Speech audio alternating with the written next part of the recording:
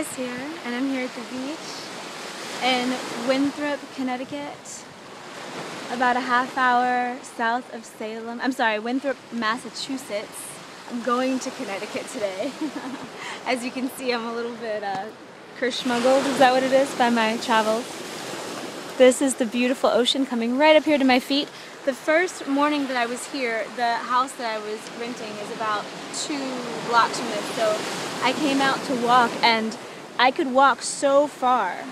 It was probably, I don't know, 100 yards or something, so I guess the tide was low, but I didn't realize it then. So I did do a little earth healing spell. Those of you who follow me on Twitter and Facebook would have seen that, and it was actually out there that I did it, which was very cool. So many snails here, all these really beautiful little tiny snails just clustering on everything. Anyway, so this is the Salem report for you guys. This is what happened while I was in Salem.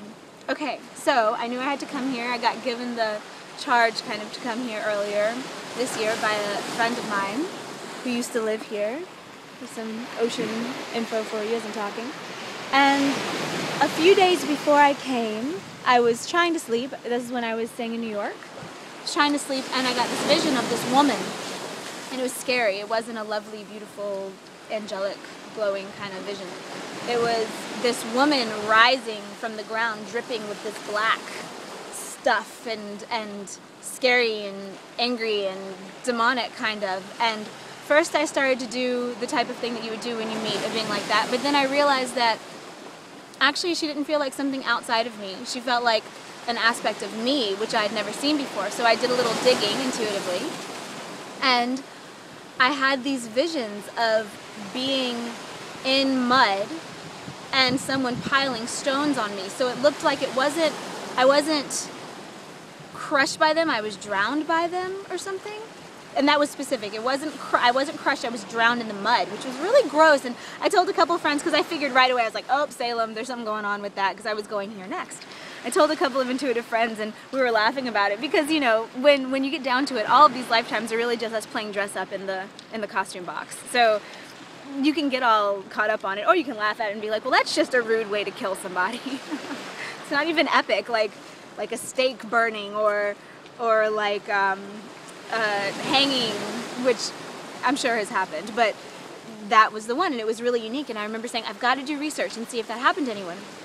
So anyway, I come up to Salem, and as I'm coming to Salem, I'm talking to all these multidimensional beings, and I'm hearing how there are ghosts still on this land of preachers who hated magic and who thought it was the devil's work and abomination. And it's so funny, because I was talking to them, and I said, well, one in particular who was very violent and angry and terrifying. I mean, this guy, this ghost, and he's all preaching fire and brimstone from his ghostly place, and it's very strange. And so I asked him, you do realize that you are an apparition, right? Like right now, you're the very thing that you're saying is going to get someone sent to hell for believing in or communing with. You're doing it.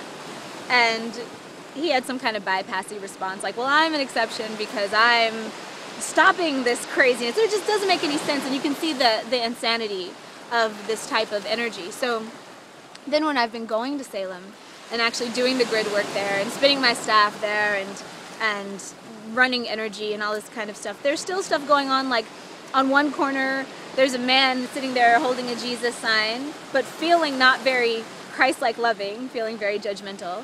And then on another corner, there are witches walking down the street, you know, which you can kind of spot a fellow magic person when you are one. So I don't know if I'd call myself a witch, technically, but it depends on what your definition of witches is.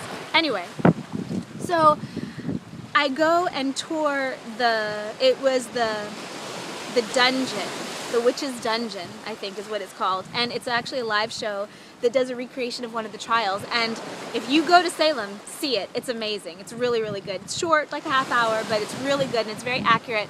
And I learned so many things. Like, for instance, when I was coming up here, I realized that whatever it is that hurt this land back in the day was already here. People didn't bring it with them. The land was already upset. I'm sure if we could look at Native American legends of this land, we would see that there was already sketchy stuff going on in the area about however many miles from where I am right now. And what happened in the trial that I watched and in the informative sessions around it was that we heard that these people who lived there they were Puritans, so they weren't allowed to play. The children could never play. From the time that they were 2 and a half, they were doing chores all day long. and we didn't do chores, you were sitting there praying or reading. Clearly there's already negative stuff going on in this land if you have a whole culture of people who can't even play as children. So it wasn't exactly a new thing. And then what I realized was the girls who were accusing people, I think they were probably possessed. I think that they had negative entities working through them, but by them accusing others of being possessed, I think it was actually them who was doing this. So anyway, it wasn't their fault. They were being controlled by other things. So the point is, there was just all this really nasty stuff, all of this guck. There was a recreation of the actual dungeon, and they were saying how 19 people were hanged in Salem, and one wasn't. One was crushed to death by stones being piled on him, which was fascinating. Ooh, the water's coming up, tide's coming up. I should make this quick.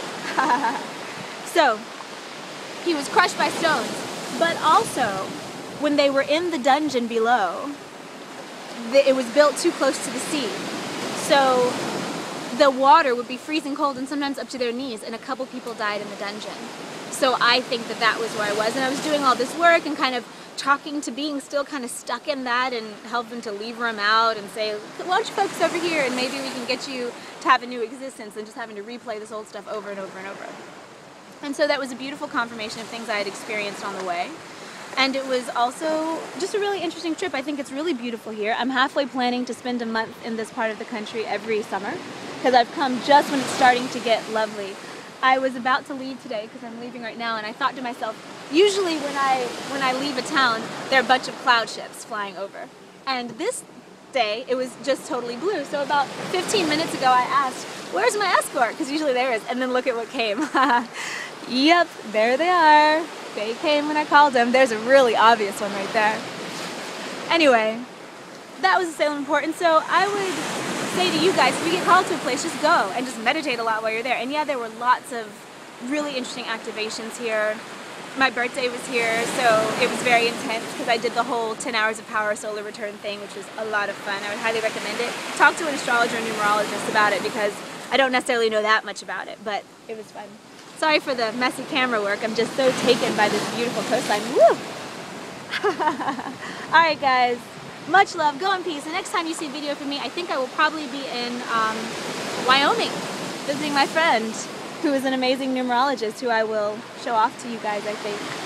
So, much love. Oh, and also my dream navigation course ends in 2 days, the registration on the 4th. Today's the 2nd of May. So sign up for that if you like. The water's getting really high, I should go, or else I won't be able to go. I'll have to swim my way out, which does not bode well for 33 hours in the car afterward. Alright, bye. See you on the Astros.